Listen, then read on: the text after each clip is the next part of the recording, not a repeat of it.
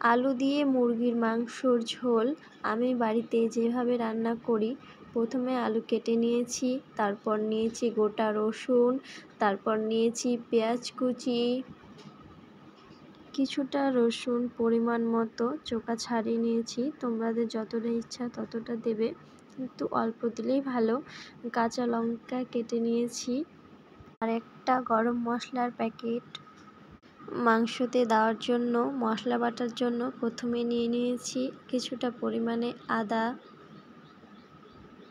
তারপর নিয়েছি পেঁয়াজ কুচি একটা,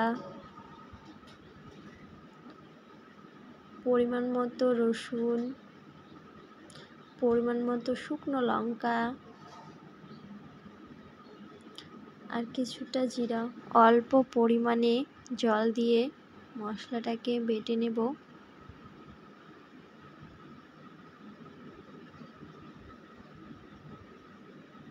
মশলা বাটা হয়ে গেছে, মাংসগুলোকে ভালো করে ধুয়ে নিয়েছি।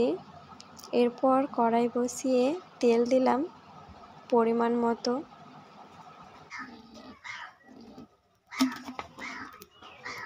তেলটা গরম হয়ে এসছে, কেটে রাখা আলু আর রসুনগুলো দিয়ে দিলাম।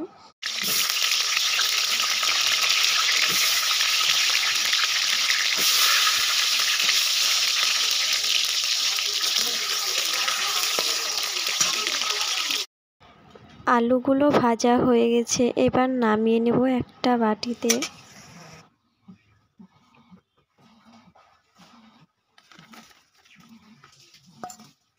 কেটে রাখা কাঁচা লঙ্কাগুলি দিয়ে দিলাম, আর আগে থেকে যে রসুনগুলো ছাড়িয়ে রেখেছি সেগুলোও দিলাম, আর পেঁয়াজ কুচিগুলোও দিলাম। ভালো করে নাড়াচাড়া করে কিছুক্ষণ ভাজতে হবে।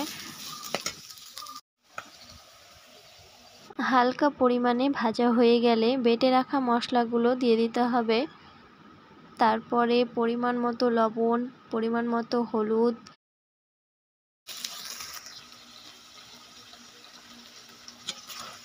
দিয়ে নাড়াচাড়া করে কিছুক্ষণ কষিয়ে নিতে হবে।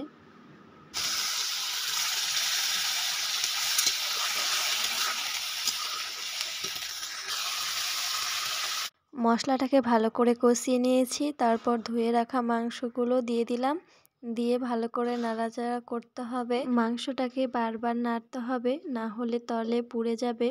সিদ্ধ হয়ে গেলেই ভেজে রাখা আলু আর রসুনগুলো দিয়ে দিতে হবে। মাংসটাকে একটা ঢাকন দিয়ে বারবার ঢাকতে হবে আর নাড়তে হবে, এতে মাংসটা খুব তাড়াতাড়ি সিদ্ধ হয়ে যাবে। কষানো হয়ে গিয়েছে,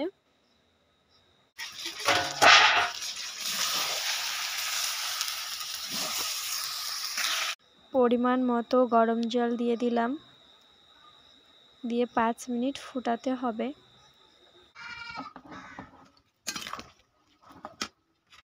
আর স্বাদ মতো লবণ দিলাম। 5 মিনিট ফুটানোর পর ওপর থেকে একটু গরম মশলা দিয়ে দিলাম। ভিডিওটি ভালো লাগলে লাইক, কমেন্ট, শেয়ার করে পাশে থাকবে। আর যাদের চ্যানেলটা সাবস্ক্রাইব করা নেই তারা অবশ্যই সাবস্ক্রাইব করে নেবেন। এখনকার মতো এখানেই রাখছি, দেখা হবে অন্য কোনো পরের ভিডিওতে।